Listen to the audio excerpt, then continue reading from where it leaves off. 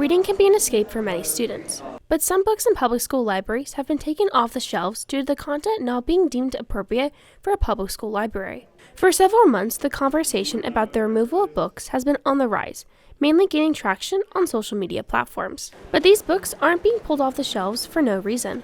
When looking into what is appropriate for a school library, there are certain criteria looked at. We don't want to go in and censor a bunch of books. There's clear criteria spelled out for what we do when a book is brought to us that a parent or someone thinks doesn't need to be in our library.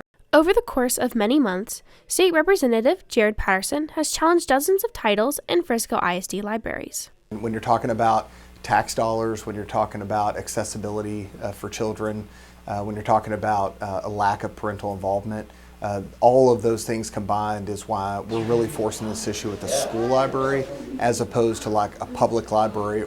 Library aide Senior Elizabeth Athlin understands why some of the books were placed under the literary microscope, but questions other titles being on the list. There's some things that's kind of like not acceptable for high schools, but I definitely think like some of the books that I pulled off the shelves have just been like kind of ridiculous, and I don't think like they should be pulled off. However, when students are at school, schools take responsibility for the child. This is a legal term called in loco parentis, which means that schools act in place of the parent while a child is in the care of the school. For Patterson, the challenging of books comes down to parent rights. School districts should really be partners with the parents in making sure that they are doing what's best for that child's success in school.